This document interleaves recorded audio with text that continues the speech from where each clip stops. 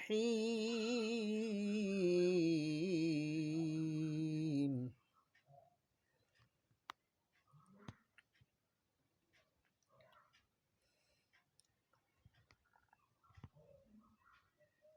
بسم الله الرحمن الرحيم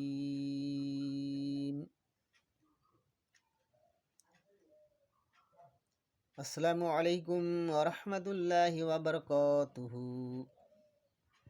সারা বিশ্বের নর এবং নারী, বিশ্বের মা বোনেরা, ভাই বোনেরা, প্রত্যেকের জন্য আমি একখানা কোরআন শরীফের ফজাইলে কোরআন শরীফ সম্বন্ধে আলোচনা করছি। আপনারা দয়া করে মন দিয়ে শুনুন আর প্রত্যেককে মানার চেষ্টা করুন। আল্লাহ পাক অনাদি অন্ত কোরআন মজিদ কালামুল্লাহ বা আল্লাহর পবিত্র বাণী, তাই অনাদি অনন্ত ইহার বাণী বিধান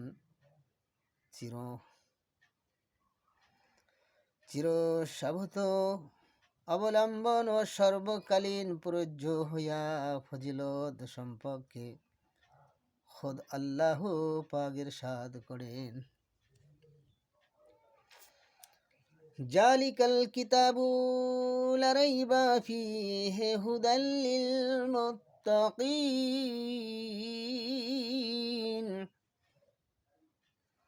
ইহা এমন কিতাব যাহা আল্লাহর নিকট হইতে অবতীর্ণ হওয়া সম্বন্ধে কোনো সন্দেহ নাই, এবং খোদা ভীরুদের জন্য পদ প্রদর্শক।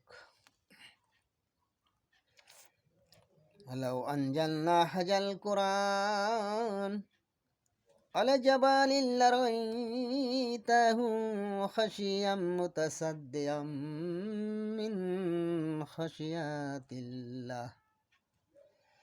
যদি আমি এই কোরআনকে কোনো পাহাড়ের উপর অবতীর্ণ করিতাম, তাহা হইলে উহা আল্লাহর ভয়ে চূর্ণ বিচ্ছিন্ন হইয়া যাইত।